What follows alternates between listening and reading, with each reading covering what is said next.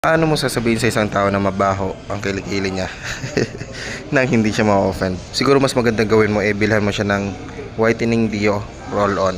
Hindi lang siya basta-basta deodorant, whitening din siya. Mas gusto ko tong gamitin kasi halos lahat ng deodorant na nagamit ko, umiitim yung kilikili ko. Gumamit na rin ako ng tawas. Effective naman yung tawas para hindi bumaho yung kilikili. Yun nga lang, hindi nito napapaputi yung kilikili. O hindi nga umiitim yung kilikili mo. Yun nga lang, hindi rin pumuputi. At isa pang problema ko sa tawas, hindi nito napipigilan yung pagpapawis ng kilikili. Malakas magpawis yung kilikili ko kapag tawas yung gamit ko. Kasi wala siyang anti-perspirant. Pero dito sa whitening deo roll-on, kaya niya nang paputiin yung kilikili ko. Deodorant na rin siya. Saka may anti-perspirant. So, anti-sweat siya. Hindi siya nagpapawis. Pwede syempre ito sa babae at lalaki. Kahit sino naman pwedeng gumamit na ito. Ang magandang benefits nga lang kapag babaeng gumagamit. Syempre yung mga babae kasi nag-aahit ng kilikili, nagbubunot. Itong whitening deo roll-on na to, kaya niya ring pigilan yung pagtubo ng mga buhok sa kilikili. At saka isang problema pa kapag nagbubunot ng buhok o kaya nag-shave, nagkakaroon ng chicken skin. So sa tulong nitong whitening deo roll-on na to, kaya niya pigilan yung pag-chicken skin ng balat sa underarm. So ayan yung mga benefits kapag ginamit mo tong whitening deo roll-on na to.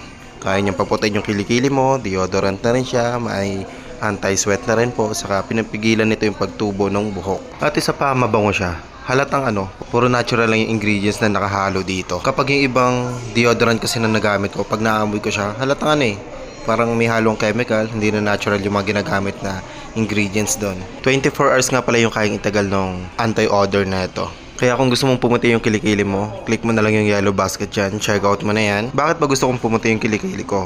Kasi ang dugyot din kasi tingnan kapag maitim yung kilikili. Parang ang baho, parang dugyot. Mas yummy pa rin tingnan kapag maputi yung kilikili, di ba? Kahit mabuhok yan, basta maputi. Available nga pala yan ng cash on delivery. Saka may 15 days returns po yan kung sakaling hindi mo siya gustong gamitin, basta hindi mo pa nagagamit, hindi mo pa napubuksan, pwedeng i-return yan within 15 days. Kahit ang reason mo lang, change of mind, pwedeng palitin yan, basta hindi mo pa nabubuksan, hindi mo pa nagagamit. At saka 100% authentic po yan, hindi yan imitation, hindi yan fake. Once na malaman ni TikTok na nagbebenta yung seller ng fake or imitation, pwede nilang ibalik sa customer yung bayad nila ng doble pa sa binayad nila. Sure naman na legit itong online shop na ito kasi nakatag siya ng TikTok Shop Mall.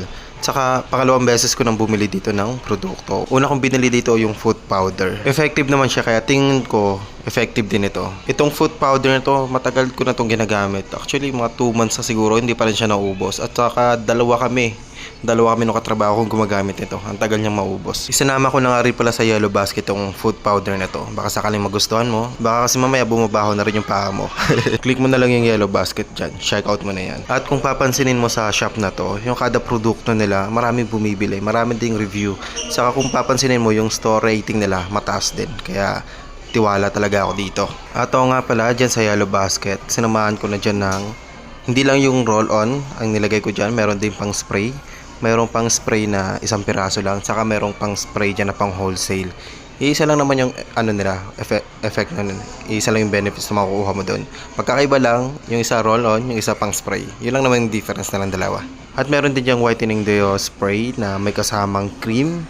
Magandang combination yun. Free nga lang pala yung cream. Okay? Magandang combination yung dalawa para mas mabilis na pumuti yung kilikili mo. At hindi mawawala dyan sa yellow basket yung foot powder, saka maliban doon sa foot powder, meron din dyan pang spray. So, kung ayaw mo ng powder, may pang spray din para sa paa mo. Yun lang naman sa video ito. Peace out.